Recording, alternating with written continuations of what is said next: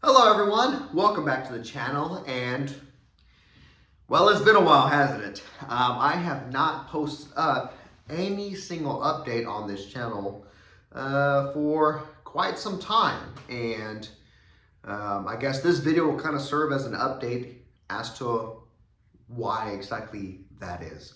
And just to be completely honest, the reason why I haven't posted up anything concerning not only the Ranchero restoration, but also the engine rebuild is because I sold the Ranchero.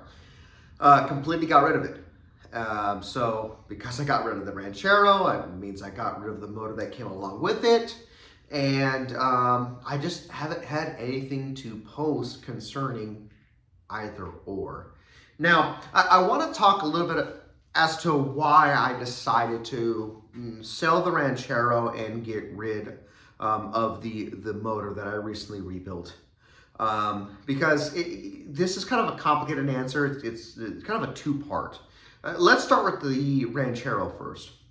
First and foremost, I absolutely love Rancheros. They're phenomenal trucks. I also love El Caminos. I used to own an El Camino back in the day.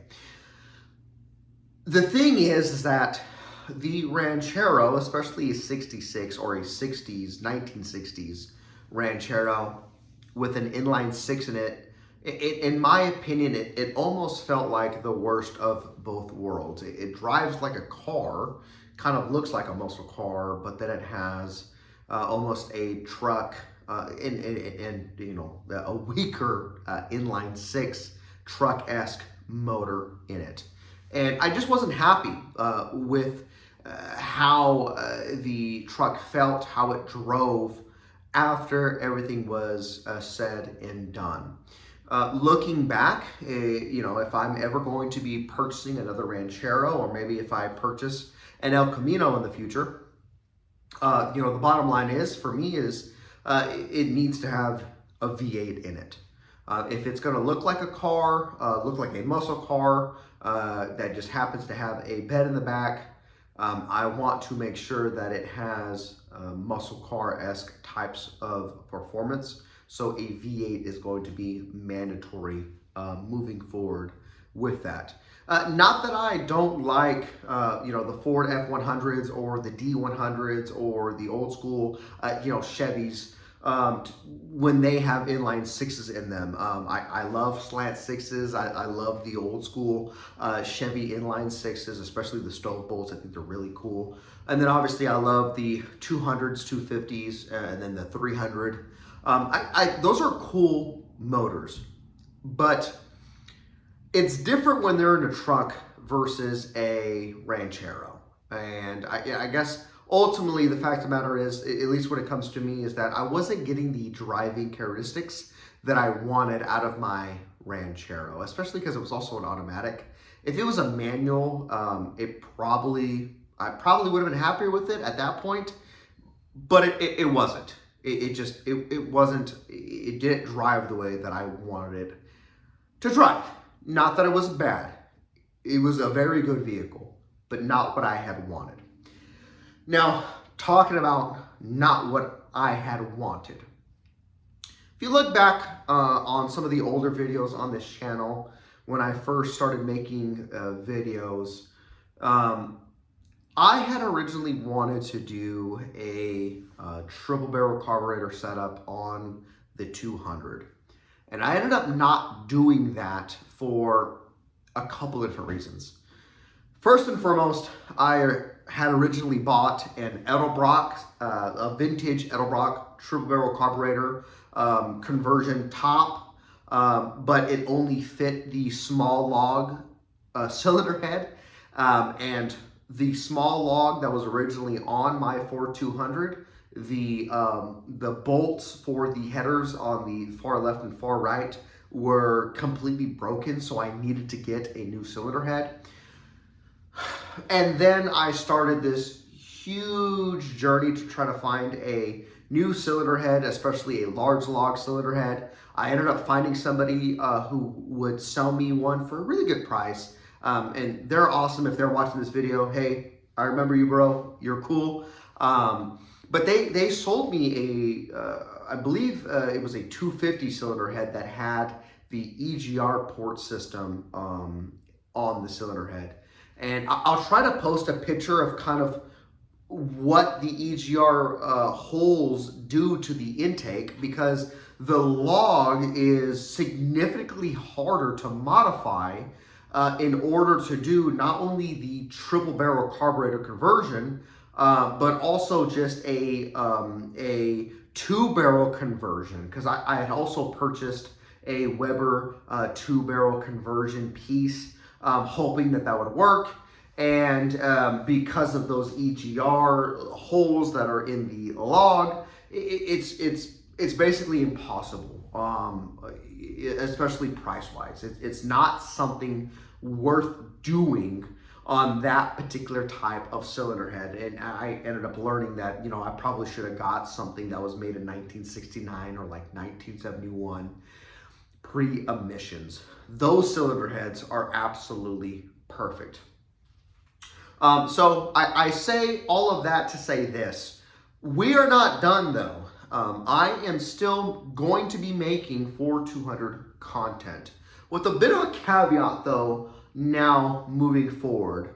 I am only going to be making videos when I have something to talk about. I'm not looking to make YouTube my full-time job. This is a hobby. I have fun making videos and building motors and talking about motors. This is a fun thing for me to do. And what I don't want to do is ever feel forced to have to make a YouTube video. Because to be quite frank, the way I ended up building my motor, I felt almost forced to build it the way that I did. And the reason why I felt forced, not because of YouTube, it was because every day I would step out and I would see the truck, the Ranchero, in my driveway, and it would just taunt me, And for anyone who's ever worked on a classic vehicle, you guys know what I'm talking about, where you have your project, it's out your driveway, you see it every single day when you're going out to try to get to work. You see the truck or you see that project car, and it's just taunting you like, when are you gonna fix me? When are we gonna start moving around? And, when it came to the 200 engine rebuild, I got kind of desperate. I was like, what parts are available? What can I just kind of slap together and get back into the Ranchero? And I ended up making a lot of engine rebuild decisions that I would not have normally made. And now I don't feel any of that pressure. Like I said, first and foremost, we'll only ever make videos or I'll only ever make videos when I feel like there's something worth talking about. But secondarily, there's no truck, there's no Falcon, there's no Mustang, there's nothing that I feel like I need to get back out onto the street.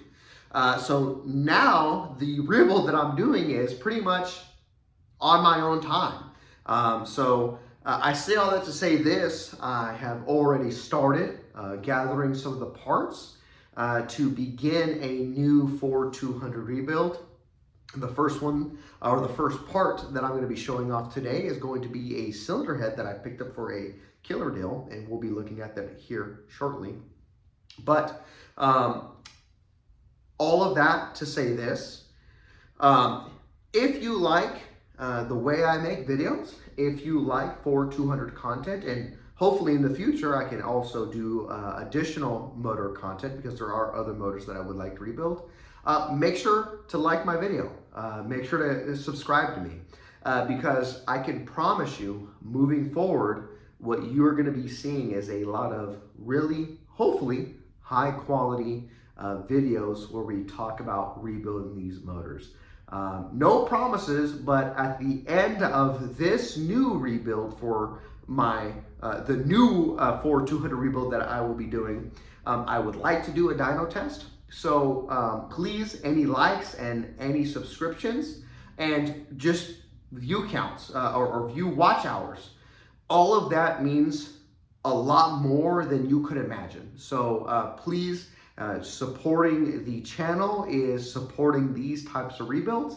I'm not sponsored by anybody. I know I sit by these stickers, but it's only because I think they look cool. I don't make any money from this. Matter of fact, I lose a lot of money from doing this because, engines are expensive. So give me a like, subscribe, and yeah, let's go ahead and start talking about the cylinder head that I recently purchased.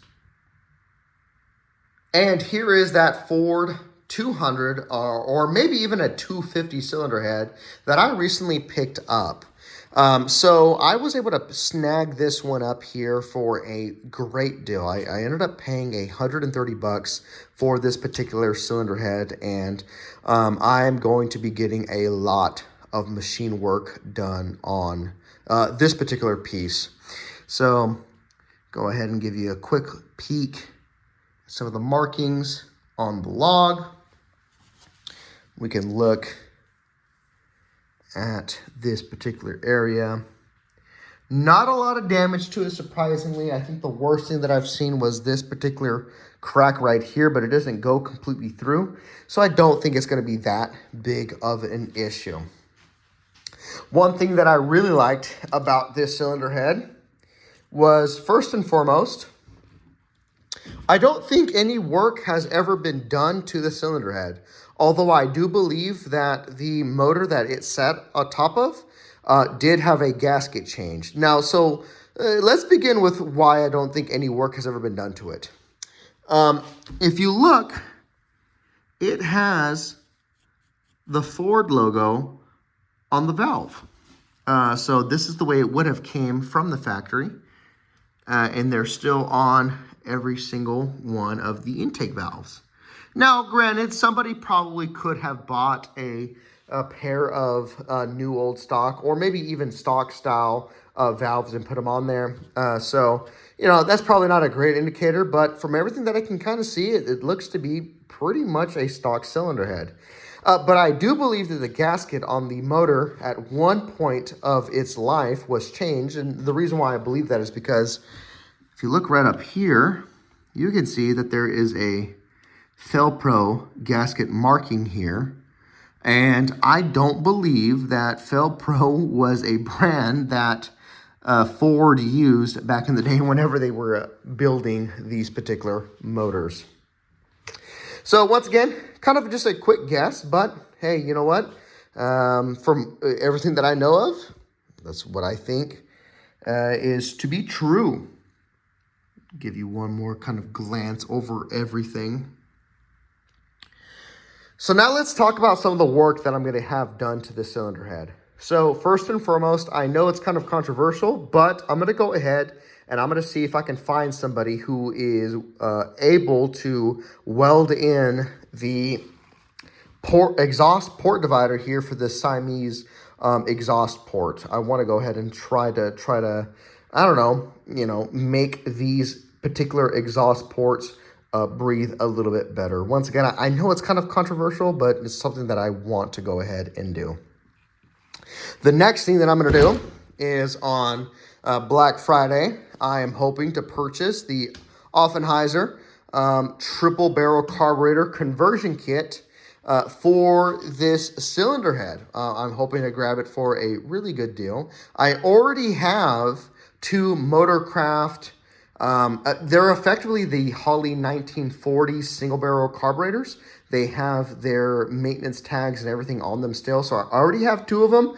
I just need to find one more person who would be willing to sell me another similar style carburetor. So I will then have three carburetors, and hopefully the machine shop will be able to modify the log to accept the Offenheiser setup. So that is what we are going to be waiting for.